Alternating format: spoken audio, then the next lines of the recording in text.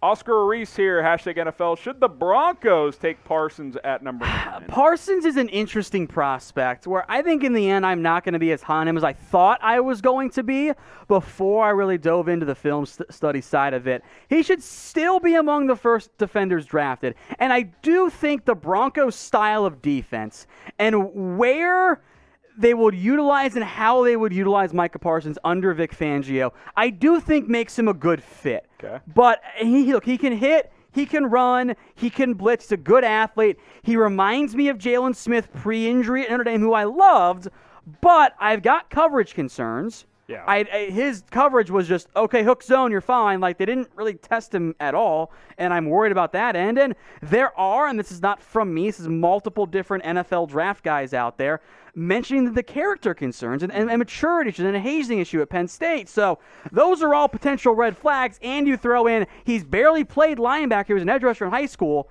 and he opted out this year. Those are some red flags that at least should give you pause about it. So predict where Micah Parsons will get drafted. Will he go top 10? Let us know what you guys think in the comments. Maybe throw out a team that you think makes some sense, like the Denver Broncos.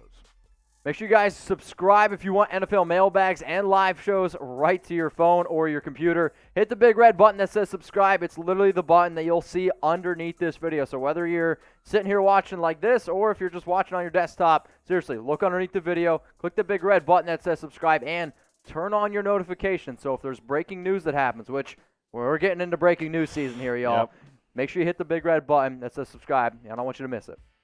We'll go to Zach Taylor next, another super chat. Appreciate it, my man. Why are experts picking AFC teams trading for AFC quarterbacks and NFC teams trading for NFC quarterbacks? The teams are not going to do that.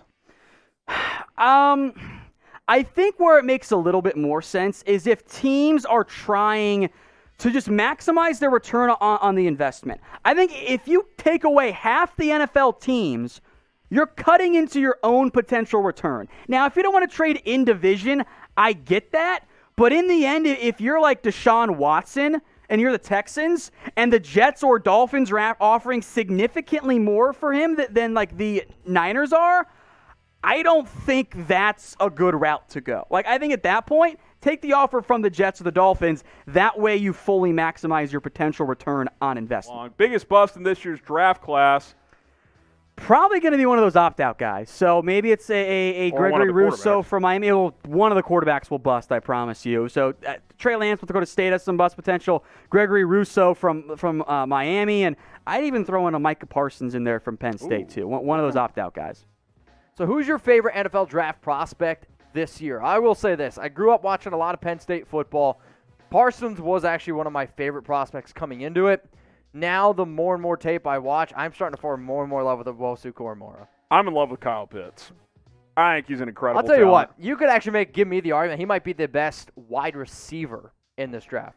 It's tough to argue. That guy is an absolute incredible. Monster. I think Kyle Trask is a solid quarterback. I think Pitts made him look incredible. I think he's that good. He's a freak athlete. Yeah. Is there an offseason including rookie minicamps and full camps? If there is a full camps, what restrictions has the NFL put on teams regarding full camps? I think a lot of that's in flux. I think the hope that there will be, but we'll see. The NFLPA is trying to take advantage of what we just went through of, hey, we can all do it remotely. We don't need in-person OTAs and stuff, which, for the record, I think is wrong. I think it's stupid.